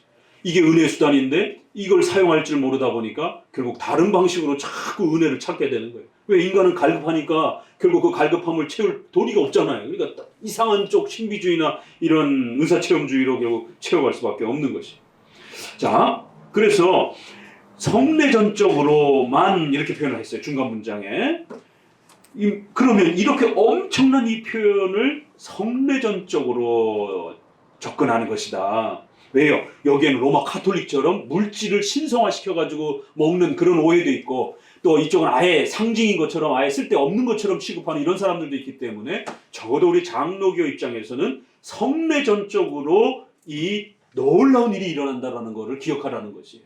그러면 성례전적으로라는 말이 무슨 말인지 이해해내셔야 됩니다. 그러니까 적어도 웨스트민스터 표준문서에 있는 그런 단어와 문장들만큼만이라도 반드시 이해하셔야 됩니다. 여기서 이제 한 걸음 더 들어가면 이제 조직신학이라고 하는 이제 이러한 좀 더 깊은 공부들을 하는 거고, 기본적으로는 이 웨스트민스터 신앙 고백에 있는 이런 표현과 문장을 잘 이해해내고 이걸 구축하고 계셔야 돼요. 그래야 강해 설교가 쏟아져 들어옵니다. 그리고 강해 설교 관점으로 성경을 교리 중심으로 쫙 읽어내게 되면 아주 막강하고 강력한 그 하나님의 어마어마한 하나님의 뜻이 성경을 통해서 우리에게 그렇게 공급이 되는 거예요. 그러니까 오늘 우리 시대는 성경을 사용할 줄 모르고 성경을 읽어내지 못하는 겁니다. 그러다 보니까 성경 덮어놓고 자꾸 다른 걸로 행하는 겁니다. 아이든 어른이든 성경을 잘 가르쳐주고 성경을 잘 이해하도록만 도와주게 되면 이게 영의 양식이기 때문에 성도들에게 구원의 힘도 주고, 또 여러분이 살아가는 의식주와 관련해서 이 땅에서 가난하고 찢어지게 막 그렇게 길바닥에 내앉고, 이건 하나님의 뜻이 아니에요. 그래서 우리는 기복주의는 아니지만 그렇다고 성도들이 이 땅에서 아주 가난하게 살아가는 이것도 하나님의 뜻이 아닙니다. 적어도 하나님이 창조하신 사람들이고 하나님이 창조하신 일반 은총의 이런 부분들을 성도들이 잘 누리면서 그 의식주의 삶을 가지고 자기 자신도 삶을 누리고, 또 교회도 세워가고, 또 이웃도 섬겨가면서 그렇게 살아가는 것이에요. 그렇기 때문에 경제활동이라든가 이런 부분들을 개혁주의는 과도하게 이렇게 비난하지 아니하고, 성도들이 저축하고 투자하고 또 그런 걸 잘 이렇게 재산을 불려서 대우리문답에도 하나님이 주신 재산을 확장하고 넓혀가는 것에 대해서 노력해야 된다라고까지 이렇게 얘기를 한단 말이에요. 그러니까 그런 활동들을 우리는 정지하지 않습니다. 그래서 성도들이 건강하게 생활에 자립을 해서 이렇게 성장해 가도록, 역사 속에 전쟁이나 기근이나 이렇게 예루살렘에도 기근이 발생해가지고 주변 교회들이 도와주잖아요. 그런 아주 특별한 하나님의 목적에 의해서 시행되어지는 그런 때를 제외하고는, 또 목사님들처럼 평생을 직업을 갖지 못하고 이렇게 살아가야 되는 어떤 그런 특수 직종에 있는 분들 외에는 일반 성도들은 열심히 경제활동을 해서 또 삶을 성장시키는 것이 그게 하나님의 뜻인 거예요. 성도들 개개인의 삶 속에 특별한 경우에 성도들도 좀 가난해질 수는 있어요. 그러나 그 가난 자체가 복인 것처럼 이렇게 수도원적 신앙이 아닙니다. 금욕주의가 아닙니다, 우리는. 그래서 한쪽은 청부론, 기복주의. 돈이 많아야 그게 하나님의 복이다. 이걸 청부론이라 그래. 청빈론, 청빈해야 그게 하나님이 복을 주신 것이다. 이건 수도원, 기도원, 금욕주의 신앙이, 이원론 신앙이에요. 이건 장로교 신앙이 아닙니다. 그렇기 때문에 이 둘 다 문제가 있고, 하나님이 합법적으로 우리에게 주신 방편을 잘 사용해서 성도들이 생활의 자립을 이루어가면서 그 부를 읽어가는 것은 그건 복이다라고 이렇게 얘기를 해요. 그래서 잠언서도 보게 되면 오히려 가난한 것에 대해서 책망을 합니다. 게을러가지고 가난한 것, 그건 하나님의 책망이라는 거예요. 그래서 부는 하나님이 주신 열매다라고 또 이렇게 칭찬을 하고요. 그러나 나쁜 방법으로 부를 일구게 되면 차라리 채소를 먹으면서 그냥 없이 사는 게 훨씬 낫다라고 또 이렇게 양쪽에서 다 이야기를 합니다. 그렇기 때문에 적어도 우리가 장로교적 그런 표현 아래서 이런 거를 잘 읽어내시라는 거예요. 자, 그럼 성례전적인 그러한 관계 속에서 이런 놀라운 은혜를 누린다라고 하면 성례전적인 이 연합이라는 게 도대체 뭐냐? 이건 어려워하지 마세요. 성내전을 하나님이 정해놓으신 그 규칙을 이해하면 되는 거예요. 그래서 신성화된 그러한 물질을 먹는 것도 아니고 아무런 것도 아닌 상징인 것도 아니고 적어도 여러분이 하나님이 말씀에서 정해주신 그 규칙을 따라서 잘 참여하게 되면 그러면 거기에 역사가 일어난다는 거예요. 그걸 성내전적 연합이라는 거예요. 왜? 성내전은 하나님이 정해놓으신 약속이에요. 하나님이 정해놓으셨으면 거기엔 반드시 하나님께서 주시려고 하는 역사들이 나타납니다. 보잘것없는 우리 인간이 사용하는 이러한 도구들이지만 거기에는 하나님의 놀라운 역사가 일어난다는 거예요. 그래서 약속하셨으면 약속한 만큼은 놀라운 일이 일어난다는 거예요. 약속을 안 한 걸 가지고 사용하게 되면 아무 일이 안 일어나요. 그러나 약속한 만큼 잘 참여를 하게 되면 거기엔 역사가 일어난다는 거예요. 그래서 성내전적으로 참여한다. 이것은 바로 하나님이 성내전을 은혜의 수단으로서 약속해 주셨기 때문에 그 약속한 만큼 약속을 따라서 참여를 하게 되면 거기엔 비록 우리가 떡과 포도주라고 하는 외적인 요소를 사용할지라도 실제로 그리스도와 만나는 놀라운 역사가 있다는 거예요. 그래서 사용하는 것은 떡과 포도주라고 하는 물질이지만 내용은 예수님을 만나는, 그래서 외적인 걸 갖고 참여를 하지만 영적으로 그리스도를 만나는 이러한 신비로운 만남을 성내전적 연합이다. 이게 어떻게 가능하느냐? 성내전은 하나님이 약속한 거기 때문에 하나님의 약속을 우리가 잘 사용하게 되면 그 사용하는 만큼 하나님의 은혜가 주어진다는 거예요. 하나님은 요 범위 내에서 약속을 해놓은 거지 이 바깥으로 약속한 게 아니에요. 그래서 세례와 성찬이라고 하는 두 가지 성례를 정해놓으시고 그 규칙을 정해놨어요. 그래서 그 규칙을 잘 따라하면 어마어마한 하나님의 은혜를 주시겠다는 거예요. 그래서 성내전적 연합이다. 하나님의 약속을 의지해서 참여할 때 은혜가 주어진다는 거예요. 이걸 풀어서 설명하면 약속한 만큼만 잘 참여하면 은혜를 받는다는 거예요. 이거를 성내전적 연합이라는 겁니다. 그래서 약속에 없는 행위를 하게 되면 거기는 하나님이 역사하지 않습니다. 그러나 약속해놨는데도 안 참여하게 되면 그건 또 게으름과 나태움 때문에 우리의 영혼이 곰핍해지는 것이. 그래서 성내전적 연합이다. 이런 것은 하나님이 약속해 주신 만큼 우리가 그 약속을 잘 사용하면 분명히 하나님의 역사가 일어난다. 그러니까 다른 쉬운 말로는 약속에 기초한 그러한 만남이다. 이런 표현이에요. 성경의 약속을 토대로 우리가 경험하게 되는 신비로운 하나님과의 연합입니다. 자, 그래서 그 요소들은 종종 그것들이 나타내고 표현하는 것에 따라서 그리스도의 몸과 피라는 이름으로 불리는 것이. 이게 너무 밀접하게 연결되어 있기 때문에. 그래서 떡을 그리스도의 몸이다 이렇게 표현하는 거예요. 포도주를 그리스도의 피다 이렇게 말하는 거예요. 왜? 너무 가까이 서로 이렇게 맞물려 있으니까. 동전의 양면처럼 이쪽에서 봐서는 떡인데 이쪽 영적인 의미에서는 분명히 그리스도의 몸인 의미와 내용을 하나님이 우리에게 주시려고 하시니까. 그래서 성경에는 자유롭게 표현한다는 거예요. 그래서 예수님이 제자들을 향해서 이것은 내 몸이다 이렇게 얘기를 하시는 거예요. 그러니까 이런 개념을 모르다 보니까 그거를 그냥 문자대로 해석을 해가지고 마치 예수님이 살점을 띄워주는 것처럼 이렇게 이해를 한다는 거죠. 그러니까 왜 이런 표현들을 우리가 구축을 잘 해야 되냐면 이런 개념이 잡히면 성경이 읽혀져요. 아, 이게 이런 의도에서 말씀하신 거구나. 어떨 때는 상당히 센 표현들이 막 쏟아져 나와요, 성경에. 아, 이게 이런 의도로 성경이 표현한 거구나 라고 이렇게 읽어내게 된다는 거예요. 하나님이 자신의 피로 세우신, 이렇게 표현한단 말이에요, 사도행전에서는. 하나님이 어떻게 피를 흘려요? 그런데 하나님이 자신 피 흘려 사신, 이렇게 표현된단 말이에요. 사도행전 20장, 21장 이렇게 에베소 장로들을 불러다가 너희 교회를 이제 잘 섬겨라. 하나님이 자신의 피로 세운 그러한 교회에 너희를 감독자로 세웠다. 이렇게 표현한단 말이에요. 그러니까 그리스도의 인성으로서 피 흘리는 건데 신성과 인성이 성찬에 이렇게 연합이 되어지면서 이렇게 또 서로 교체해서 쓰는 것처럼 성찬의 요소와 성찬의 내용인 그리스도를 또 이렇게 상호 교차적으로도 얼마든지 쓸 수 있다는 것이 성경은 그렇게 표현을 해요. 그런 의도를 모르고 그걸 그냥 액면 그대로만 말을 해버리게 되면 하나님이 피를 흘린데 성부 하나님이 피를 흘려? 성령 하나님도 피를 흘려? 이런 이단들이 교회 안에서 이제 교회사에 등장을 하는 거예요. 참 그게 아어차인데 이 틀을 잡아주지 않으면 이런 일이 벌어지는 것이. 그래서 그것들은 본질과 성질에 있어서 전과 똑같이 떡과 포도주지만 그렇게 성경은 부른다라는 거예요. 예수님의 몸과 피인 것처럼. 그래서 오직 그대로 떡과 포도주로 여전히 남아있는 겁니다. 상징적으로. 그렇지만 그거를 신앙의 의미로서 예수님이 사용하시고 제정하셨기 때문에 우리 교회와 성도들에게 있어서는 얼마든지 신앙적 의미로서 이것은 예수님의 몸입니다. 이것은 예수님의 피입니다. 이렇게 충분히 표현할 수 있다는 겁니다. 6항을 읽어봅시다. 떡과 포도주의 본질이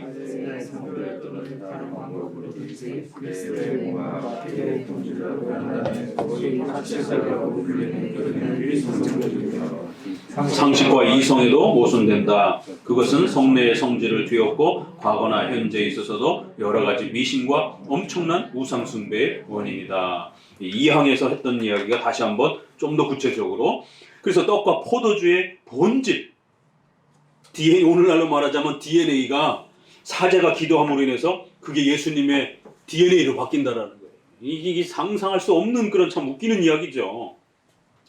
근데 가톨릭은 이렇게 주장을 하는 거예요. 그래서 본질이 변한다. 겉에 보이는 거는 여전히 떡이잖아요. 그것도 자기네들도 속이질 못하는 거예요. 겉으로는 안 바뀌었으니까. 마술처럼 진짜 뭐가 이렇게 확 바뀌었으면 사람들이 와 할 텐데 겉으로는 여전히 떡과 포도주란 말이에요. 그러니까 속 안에 성질이 바뀐 거다. 이렇게 이제 거짓말을 또 살짝 돌리는 것이에요. 그래서 이 본질이 변한다는 소위 화채설, 몸체자 변한다 이렇게 해서 몸의 성질이 바뀐다라는 이 화채설은 아주 비성경적이고 어린애가 봐도 상식적으로 말이 안 된다는 거예요. 이성과 상식적으로도 이 떡이 어떻게 예수님의 DNA랑 똑같은 예수님의 몸이라고 말하는 게 이게 이해가 되냔 말이에요. 그래서 기독교는 상식적이어야 돼요. 삼일체라든가 이런 기독론이라든가 이런 아주 중요한 그 신비에 해당이 되는 거 빼놓고는 보편적으로 기독교의 신앙의 교리도 그렇고 윤리의 교리도 그렇고 대부분 상식적인 겁니다. 근데 오늘날 교회들이 신앙을 너무 비상식적으로 이렇게 몰아세우기 때문에 항상 문제가 되는 것이에요. 상식과 이성에도 모순된다. 신앙 고백에 상식과 이성적으로 좀 판단하라라고 이런 표현이 있어요. 그러니까 이런 거 오순절에 가면은 그거 믿음 없는 거야. 병원에 가면 믿음 없는 거야. 공부하면은 믿음 없는 거야. 학교 가면은 믿음 없는 거야. 저축하면 믿음 없는 거야. 이성적으로 생각하면 그 믿음 없는 거야. 이런 말 얼마나 많이 듣습니까? 막 기도하다가 뭐가 갑자기 막 찌릿찌릿하면 반이성적으로 뭔가 감각적으로 확 떠오르는 거를 그걸 하나님의 뜻이다 이렇게 판단하는 거예요. 저도 20대 때 얼마나 그렇게 살았는데요. 교회가 가르쳐주질 않으니까. 그래서 고3인데도 공부 안 하고 하나님이 대학 붙여준다는 거예요. 목사님이 그 부흥사 강사들이 와갖고 맨날 하는 소리가 교회만 충성해라. 그러면 하나님이 다 해결해 준다라고. 그래서 20대 때 차 처음 뽑았는데 보험 안 들고 다니고. 그러니까 너무 반상식적이고 너무 반사회적이고 몰상식한 모습으로 크리스찬들이 살아가는 거예요. 멀쩡히 대학 교육까지 시켜놔가지고 고급 엘리트를 교육을 시켜놔서 성인이 됐는데 예수님 딱 믿고 바보가 돼요. 초등학생처럼 이런 사회적인 이런 부분들 다 무시하고 의료 무시하고 교육 무시하고 경제활동 다 무시하고 청년들 결혼 안 하고 아담처럼 그냥 어느 날 눈 딱 뜨니까 그냥 자매가 자기 눈앞에 탁 주어지는 것처럼 이런 식의 결혼을 상상을 하고 죽을 때까지 결혼 못해요. 그렇게 하면 열심히 연애를 해야 되는 겁니다. 퇴짜를 맞아도. 하나님이 창조해 놓은 거는 남자가 구애를 하고 그렇게 여성이 가끔 구애를 하기도 하지만 주로 남성들이 그렇게 구애를 하면서 자신의 짝을 찾는 이런 방식들이 우리나 서구나 저 아프리카 사람들이나 대부분 비슷하단 말이에요. 동물 세계에도 비슷해요. 동물 세계에서도 암컷이 구애를 하는 이런 경우들은 거의 드물어요. 거의 수컷이 이렇게 구애를 하고 그래서 수컷은 주로 화려하고 그렇잖아요. 그러니까 하나님이 그런 창조 질서가 있는 거예요. 섭리는 항상 보존, 협력, 통치 방식 세 가지 방식으로 하나님이 우리를 이끌어 가신다라고 이렇게 우리 장로교는 고백하는 것처럼 이성과 상식적으로 판단하는 게 바로 보존, 창조 법칙을 하나님이 만드셨기 때문에 그 창조 법칙에 따라서 항상 우리는 또 성경적이냐 아니냐도 그렇게 분별할 수 있는 겁니다. 성경을 가지고 또 분별하기도 하는 거고 당연히 근본은 성경이죠. 그러나 그 외에 양심의 자유에 해당이 되는 인간적인 것, 중립적인 문제들은 양심의 이성의 일반의 층을 가지고 판단하는 거예요. 이걸 절대로 두려워하시면 안 됩니다. 그래서 보편 사회 속에서도 하나님이 십계명을 우리 양심에 집어넣기 때문에 사람들은 양심 속에서 살인이 죄라는 것을 지적하는 거고, 사람들은 양심 속에서 동성애에 대해서 불편한 겁니다. 그러나 이제 이런 것들이 죄악이 창궐해 가면 이제 그 문화 안에서도 이제 동성애를 마치 좋은 것처럼 막 받아들이고 그러지만, 그래서 그 양심도 막 이렇게 오르락내리락 해요. 그렇지만 그렇다고 해서 그거를 아예 무시하면 안 되는 겁니다. 그래서 그 사회의 보편적인 양심과 이성적인 그런 문화적 도덕적 기준들을 우리가 존중하는 겁니다. 그러니까 이런 걸 다 무시하니까 여호와 증인들, 엄마 아빠라고 안 그래요. 거기만 그런 게 아니에요. 이게 다 역사 속에서 다 그렇게 다 짬뽕이 된 겁니다. 저도 그래갖고 한번 친구가 여호와 증인 결혼하는데 초대를 해갖고 갔는데 희한하게 하더라고 진짜. 시아버지한테 절도 안 하고 인사도 안 하고 형제 자매라는 거예요. 야, 얘네 이렇게 하냐 했더니 이렇게 하더라고. 그래서 왜 육신의 부모를 아버지라고 부르냐라고 하면서 여호와 증인들 안에 그렇게 과격한 이러한 이 신앙의 반사회적인 이러한 그 태도들의 이런 형태들이 상식과 이성을 지나치게 공격적으로 이렇게 무시하는 이런 태도들. 그러다 보니까 성찬에 있어서도 그런 태도들이 나오는 거예요. 결국 우리는 그런 모든 부분들을 존중하기 때문에 성경이 약속한 그 범위 안에서 정도만 이렇게 우리가 취하고, 지나치게 너무 신비스럽게 이렇게 그런 것들을 이렇게 사람들한테 막 황홀경 상태로 이렇게 끌어내지 않는다라는 겁니다. 그렇게 되면 미신과 엄청난 우상 숭배들이 결국 교회 안에 갖가지 미신적 행위들이 얼마나 교회 안에 많습니까? 이런 게 다 이런 데서 나오는 거예요. 이성과 상식을 무시한 벌입니다, 이게. 이성과 상식을 무시하게 되면 반드시 인간은 샤머니즘과 미신으로 빠지게 돼 있습니다. 근대 문명 속에 열심히 가르쳐놔도 스포츠 선수라든가 이런 거 징크스. 그래서 뭐 운동하는 사람들 보게 되면 뭐 양말이라든가 뭐 양말을 짝짝이로 신어야 돼. 어느 날 짝짝이로 신었더니만 성격이 좋았다. 그 다음부터 계속 짝짝이로 신는 거예요. 인간이 그렇게 약한 존재들이에요. 이렇게 근대 문명이 발달이 됐는데도. 하물며 이성과 상식에 대한 교육을 안 하게 되면 어떤 일이 벌어지겠어요? 우리 옛날 조선시대에 무당 앉혀놓고 고쳐달라고 그런 이 형태가 되는 거예요. 부적 집에다가 비계에다가 다 씹어놓고. 우리가 성찬식에서 이렇게 상식과 이성 아래에서 잘 판단하고 지나치게 교회의 이런 예식이 너무 반상식적인 몰상식한 형태로 사람들에게 이렇게 비춰지지 않도록 상당히 신중하게 접근해야 된다라고 웨스트민스터는 이렇게 표현하고 있습니다. 참 얼마나 멋있는 표현입니까, 이런 부분들이. 기독교는 분명히 신비적인 요소가 있어요. 그렇지만 그렇다고 해서 모든 것을 다 그렇게 신비주의 속에서 우리가 살아가는 건 아니라는 겁니다. 7항 같이 읽어봅니다. 합당하게 성찬에 참여하는 자는 이 성내에서 보이는 요소들에 외적으로 참여하며 또 믿음으로 말미암아 내적으로 참여하여 실제로 그리고 참으로 참여한다. 그러나 물질적으로나 육체적으로나 그것이 아니라 영적으로 십자가에 못 박히신 그리스도와 그의 죽음에서 오는 모든 은혜를 받고 오는 것이다. 이때 그리스도의 몸과 피가 떡과 포도주 안에 함께 오늘 물질적으로나 육체적으로 있는 것이 아니다. 다만 그 요소들 자체가 그것들의 외적 감각에 감지되는 것 같이 성령께서 그리스도의 몸과 피는 실제로 그러나 영적으로 신자들의 믿음에 인자다. 예, 앞부분에서 그동안 쭉 배웠던 것을 이해하게 되면 이건 영적 임재서를 우리에게 가르쳐주는 결론이에요. 좀 표현이 어렵게 돼 있지만 어렵지 않아요.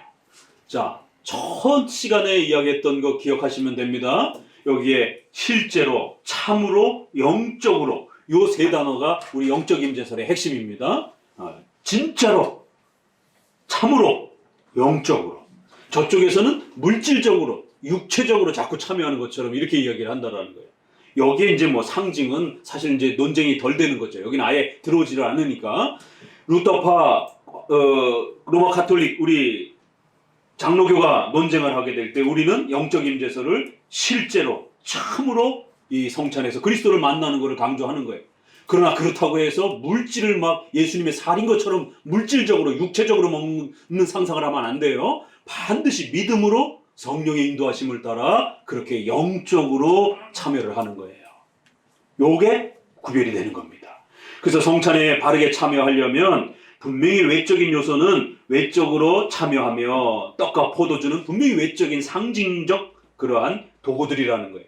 그렇지만 성도들이 믿음으로 내적으로 참여하게 되면 어떤 일이 벌어진다고요? 실제로 진짜로 참으로 여러분들이 그리스도와 만나는 이러한 신비로운 역사가 일어난다는 거예요. 그렇지만 절대로 착각하지 말라는 거예요. 물질적으로 육체적으로 그렇게 뜯어먹는 것처럼 이런 식의 상상을 하면 안 된다는 겁니다. 반드시 영적으로 이 일은 일어난다는 거예요. 십자가에 못 박히신 그리스도와 거기서 오는 모든 혜택들을 우리가 누리고 먹게 된다는 것이. 이때에 루터파처럼 떡 안에 옆에 이렇게 공간적으로 임재하는 것처럼 이렇게 또 그것도 물질적으로 육체적으로예요. 앞부분에서는 좀 더 카톨릭적인 물질적 육체적이고 또 그걸 약간 변형한 루터파적인 그런 형태도 역시 물질적 육체적이 된다는 거예요. 왜요? 예수님의 인성이 이 떡 안에, 떡 옆에, 떡 아래에 공간적으로 존재한다는 거예요. 그럼 어찌됐든 떡을 먹게 되면 예수님의 인성을 씹어먹는 일이 벌어지잖아요. 그러니까 이것도 결국에는 물질적, 육체적으로 오해가 번진다는 겁니다. 그래서 그런 식으로 이해하면 안 되고 반드시 우리는 성령의 도우심으로 우리의 믿음을 가지고 참여를 하는 거예요. 그러면 정말 실제로 참으로 그리스도와 만나는 역사가 일어나는 것이. 거기에 성령의 역사를 통해서 우리의 믿음을 사용하셔서 일어나는 바로 이걸 영적 임재설이다 이렇게 표현을 하는 겁니다. 자, 세 단어 꼭 기억하시고 저쪽은 물질적으로 육체적으로. 그래서 이 훈련을 자꾸 하셔야 됩니다. 그렇지 않으면 성찬에 여러분이 참여하게 될 때에 도대체 이게 뭘 주는 거지 우리에게 아무리 먹어도 느낌도 없고 이렇게 되면 여러분들이 자꾸 물질적으로 육체적으로 이렇게 머물러 있는 것이. 그래서 외적인 요소는 분명히 우리가 물질적인 그런 도구를 사용하는 것이지만 여러분의 믿음을 사용하셔서 성령의 도우심을 간절히 간구하면서 그리스도와 영적으로 만나는 이 소망을 가지고 열심히 성찬에 참여하시라는 것이. 다음 주에 이제 성찬인데 이게 성찬 예비교육처럼 또 이렇게 됐어요. 그래서 이번에 새신자 또 등록하시는 분들은 이거를 대신합니다. 그래서 성찬에 참여하실 때 정말 그런 감격스러움으로 성찬의 요소는 눈에 보이는 요소이지만 여러분의 믿음을 가지고 믿음이란 뭘 믿는 거예요? 예수 그리스도께서 우리를 위하여 십자가에 죽으시고 죄사함 받고 의롭게 되었다라고 하는 이 그리스도의 구원의 이 영광스러움을 믿으면서 그리고 그 감격스러움을 이 성찬이라고 하는 도구로서 더 마음껏 누리라라고 소중하게 예수님이 세워주신 그런 은혜의 수단임을 믿고 참여하시는 것이. 그것도 믿음으로 참여하시는 거예요. 여러분의 삶 속에서 두려움 속에서 믿음으로 한 걸음 한 걸음 용기 내어서 또 이렇게 결단하는 것도 믿음이지만 또 성찬에서 정말 이 성찬에서 뭐가 일어나는가? 이랬을 때 이런 것들을 믿음으로 하나님이 약속해 주신 거니까 정말 순종하는 마음으로 잘 참석해보자. 이런 것도 믿음으로 나아가는 거예요. 또 불신자가 신앙으로 돌아오는 그 과정에서도 믿음으로 예수님을 고백하고 받아들이는 것처럼 이렇게 믿음은 전반적으로 다 쓰여지는 겁니다. 그래서 성찬에 참여할 때 에이 뭐 성찬에 뭐가 일어나겠어? 뭐 지난번에도 참여했는데 뭐 아무것도 없던데 이런 식의 불신앙이 돼버리는 거예요. 그러니까 배운 그대로 성찬에서는 외적으로는 떡과 포도주요. 또 그러나 우리의 믿음을 가지고 성령의 도우심을 간절히 간구하면서 여러분 자신의 죄를 회개하고 돌아보면서 더욱 경건하게 또 믿음으로 살아가기를 다짐하면서 성령의 도우심을 간절히 의지하면서 그렇게 성찬에 나오고 그 떡과 포도주를 보고 만지고 먹고 이러한 과정들을 잘 참여해 보시라는 것이. 그러면 조금씩 변화되어져 가는 것을 이제 여러분들이 배우시고 또 느끼게 될 것입니다. 자, 넘겨보세요. 그래서 그 본문의 그 내용들에 대한 설명들은 계속 앞에서 설명해 왔기 때문에 목사님이 설명하는 것으로 그렇게 대신합니다. 다만 286페이지에서 그렇기 때문에 우리가 이 성찬의 영적 임재설은 물질적으로 육체적으로 자꾸 카톨릭은 여기서 먹는다고 그래요. 왜? 여기 있는 떡과 포도주가 진짜 예수님의 살과 피라고 하니까 그걸 물질적으로 육체적으로 먹는 거예요. 그러나 우리는 떡과 포도주는 상징이에요. 그 상징을 사용한다 할지라도 우리는 예수님의 인성은 저 하나님 보좌 우편에 저곳에 계신다고 이렇게 얘기를 한단 말이에요. 그러면 믿음으로 성령의 도우심을 의지하면서 저곳에 계신 그리스도를 만나는 거예요.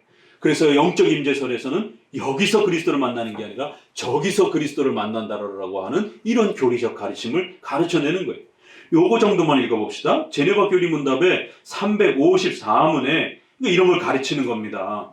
이런 걸 잘 이해하고 교리적으로 배워놔야 여러분들이 성찬에 참여할 때에 그런 감격스러움들을 조금씩 맛봐가게 된다는 거예요. 354문 제네바 교리문답에 이 시간과 공간의 문제를 어떻게 해결할 것이냐 그랬을 때에 예수님의 실제적인 몸은 하늘에 계시고 우리의 몸은 땅 위에 그러나 나그네로 있는데 어떻게 그런 일이 일어날 수 있습니까? 당연히 성찬론 배우면 이 질문을 하게 돼요. 저기 계신 그리스도를 우리가 어떻게 만납니까? 그것은 같이 읽어보세요. 성령의 이해하기 어려운 능력으로 일어나는 것이다. 서로 잘 결합하는 능력을 가지고 계시기 때문입니다. 성령의 역사가 얼마든지 장소와 간격을 해결하실 수 있다는 거예요. 걱정하지 말고 믿음을 가지고 참여해 보시라는 거예요. 그러면 시간과 공간을 초월해서 그리스도를 만나는 이런 감격스러움을 우리가 누린다는 거예요.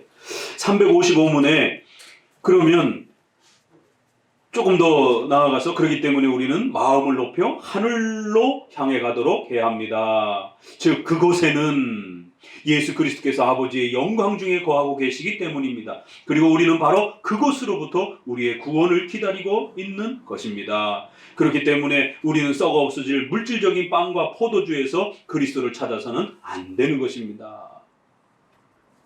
자, 353문에 성찬에서 우리는 위에서 말한 것처럼 어떤 상징만을 가지는 겁니까? 아니라는 거예요. 이것들이 실제로 우리에게 주어지는 것입니까? 실제로 주어진다는 거죠. 그래서 답에 보게 되면 예수 그리스도께서 진리신 거로 그분이 성찬에 관해 행하신 약속들이 이루어지지 않을 것이라고 의심해서는 안 된다는 거예요. 또 그분이 성찬에서 보이시는 표시가 실제적으로 입증되지 않을 것처럼 그렇게 의심하면 안 된다는 거예요. 따라서 저는 그리스도께서 한 생명 안에서 우리를 당신과 연합시키기 위해 당신 자신이 약속하시고 제시한 바에 따라, 이게 성례전적인 연합이에요. 하나님이 약속하셨다면 거기에 반드시 힘이 있는 겁니다. 그래서 약속대로만 참여하면 거기에 역사가 일어난다는 거예요. 약속하시고 제시한 바에 따라 우리를 당신 자신의 실체 예수 그리스도와 그렇게 만나게 하는, 참여케 하신다는 사실을 반드시 믿으시면서 참여하시면 된다는 것이에요. 그러면 역사가 일어난다는 겁니다. 자, 이렇게 해서 7장까지 넘어가고 8항은 이제 마지막 당부입니다. 같이 읽어봅니다. 비록 무지하고 악한 사람들이 이 성찬에서 외적 요소들을 받는다 해도 그들은 그 요소들이 표시하는 실체를 받지 못한다. 오히려 그들은 합당치 않게 성찬에 참여함으로 주님의 몸과 피를 범하는 죄를 지으며 그 자신의 파멸을 초래한다. 그러므로 모두 무지한 불경한 사람들은 주님과 함께 교제를 합당치 않다. 따라서 그들은 주의 성찬에 참여할 자격이 없고 또 그리스도께 심각한 죄를 범하지 아니하였을지라도 무지하고 불경건한 상태로 남아있는 동안에는 이 거룩한 신비에 참여할 수 없고 참여가 허락되어질 수 없다. 그래서 두 가지 조건을 제시하죠. 무지하면 안 된다는 거예요. 악한 사람들 안 된다는 거예요. 그래서 우리가 유아 세례를 받았지만 이 아이들은 무지 상태에 있는 겁니다. 그래서 유아 세례 받은 아이들에게는 성찬을 주지 않는 거예요. 또 정신지체 장애라든가 이러한 아이들이나 또 어른도 마찬가지로 무지 상태로 돌아서게 되면 성찬은 내려놔야 되는 것이에요. 또 악한 사람들, 또 죄악을 노골적으로 죄를 범한다든가 이렇게 되면 당회가 잘 살펴보고 그런 사람들은 근신을 시키고 이렇게 성찬에 참여하는 부분들을 일정한 기간 동안 또 이렇게 막아줘야 된다는 것이. 그래야 성찬의 이 거룩하고 영광스러움이 잘 유지가 된다는 겁니다. 왜냐하면 이 성찬은 그렇게 만만한 게 아니기 때문에 그렇다는 거예요. 왜 이런 신중함을 우리가 기울여야 되느냐라는 거예요. 그만큼 성찬은 어마어마한 거라는 겁니다. 성찬이 뭐 아무것도 아니라면 뭐 이런 신중함을 뭐하러 기울여요. 성찬은 대단한 겁니다. 어마어마한 거예요. 그래서 그 성찬을 잘못 행하게 되면 교회 전체가 벌을 받기도 하고 또 잘 행하게 되면 그 가정과 교회가 어마어마한 복을 누리기도 하는 겁니다. 그래서 무지한 자 아닌지도 잘 검증해줘야 되고 무지한 자들에게는 열심히 교육을 시켜줘야 되는 거고 그런데 저도 모태신앙인이지만 성찬 교육을 한 번도 교회 안에서 30살이 될 때까지 한 번도 교육받아 본 적이 없어요. 그러니까 이게 무지 상태로 한국 교회는 있는 거예요. 이게 성찬과 관련해서 부지런히 교육을 해야 됩니다. 막 감성적으로 이런 게 중요한 게 아니라 성찬의 교육을 교리로서 충분히 배워내야 되는 거예요. 그러면 정말 하나님의 도우심의 역사가 우리의 삶을 지배하는 그 감격스러움을 마음으로도 누리고 여러분의 삶을 통해서도 또 하나님이 도와주시는 그 신비로운 역사들을 더 많이 경험하게 됩니다. 악한 사람들이 합당치 않게 참여해서는 안 된다. 그래서 3번이나 무지하고 불경건한 또 무지하고 불경건한 3번씩이나 하면서 참여할 수 없고 참여가 허락되어질 수도 없다. 그러나 또 이걸 너무 과격하게 또 끌고 가서 성찬의 기준을 또 너무 엄격하게 높여놔가지고 성도들이 웬만해선 참여하지도 못하게 끌고 가게 되면 로마 카톨릭을 또 넘어갑니다. 그래서 사제들만 참석하는 일반 성도들 성찬에 참여하기 못하게 하잖아요. 또 포도주는 주지도 않잖아요. 자기네들끼리만 먹잖아요. 그러니까 이게 까딱 세게 강조를 하게 되면 로마 카톨릭식 성찬을 행하는 형태가 되고 또 너무 또 남발하고 막 무시하게 되면 또 제세례파적인 성찬 행위가 되는 거지. 그래서 성찬은 부지런히 교육을 받아야 되는 겁니다. 그래서 웨스트민스터에서도 8항까지 끌고 갔어요. 상당히 분량이 많잖아요.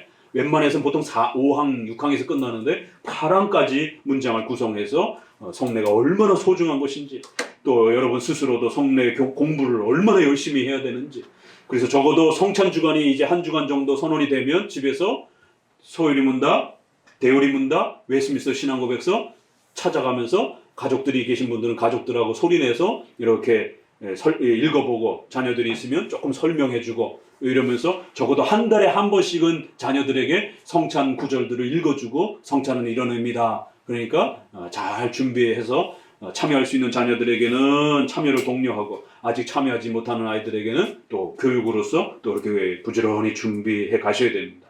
지금 한국 교회는 성찬을 다 잃어버렸어요. 그렇기 때문에 이런 종교개혁의 이 풍요로움들을 우리가 놓치고 있는 겁니다. 정말 하나님이 주신 것을 회복해야지 하나님이 약속하지도 않은 걸 가지고 붙잡고 막 매달리고 그래서는 거기에는 답이 없어요. 그래서 세례나 성찬이나 이런 성례의 이러한 소중한 가치들을 왜 우리 선조들이 목숨을 걸고 특별히 장로교도들은 그렇게 지키려고 했는가. 저쪽 오순절파라든가 은사주의자들은 방언하려고 또 신비체험하려고 그렇게 난리지만 우리 장로교도들은 어떻게 하면 이 성찬을 회복할 건가.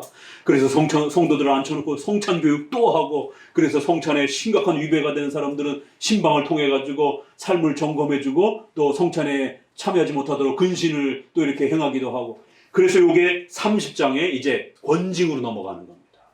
그래서 성찬과 권징이 서로 이렇게 맞물려 있는 것이에요.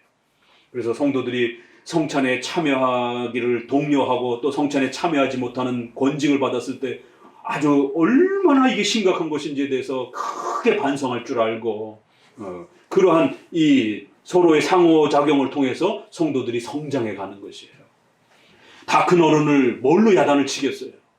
그러니까 목회자들이 막 협박하고 야단치고 막 공격적으로 막 이러는 겁니다. 그런 게 아니라 당회를 통해서 권징의 질서를 따라서 심각한 범죄를 범하게 되면 성찬을 금지시키는 거예요. 근신기간을 주는 겁니다. 애고 어른이 그간에 분명히 잘못을 하게 되면 그러면 그 성찬의 금지를 통해서 자기가 하나님의 잔치에 거절을 받았다라고 하는 심각한 그 위협을 느끼면서 그 기간 동안 반성하는 것이 자기 자신을 돌아보게 되는 겁니다. 이래야 성도들의 그 죄의 문제가 이렇게 바로잡혀져 가는 것이 그런 걸 가지고 막 그런 그 감성적인 그런 죄나 회개나 이런 그 센 그런 회개 체험을 자꾸 사람들에게 요구하니까 그런 쪽으로만 자꾸 흘러가게 되는 거예요. 그래서 우리 장로교는 그런 식으로 끌고 가는 게 아니라 성찬을 가르치고 그 다음에 권징을 가르쳐서 이 권징의 질서 아래서 성찬을 받지 못하는 것을 아주 수치스럽게 생각하고 그러면서 자기 자신을 돌아볼 수 있도록 그래서 성찬에 다시 초대받았을 때 그게 얼마나 감격스러운 것인지를 또 배워가면서 이렇게 참 점잖게 훈육을 하는 거예요. 훈육을 하더라도 그러니까 이런 질서가 어른들에게 있어서 자기 자신을 돌아보면서 자기의 죄에 대해서 반성도 하고 또 교회가 이렇게 자기 자신을 또 보호해 주잖아요. 다 큰 어른을 누가 이래라 저래라 합니까, 솔직히. 그러니까 그 죄가 안 고쳐지는 거예요. 성도들의 삶 속에 아주 나쁜 죄가 이게 바뀌어져야 되는데 안 바뀌어지는 거예요. 그걸 자기 자신이 강렬한 회개 체험을 통해서 바꾸라고 하는데 그게 어디 쉽습니까, 그게?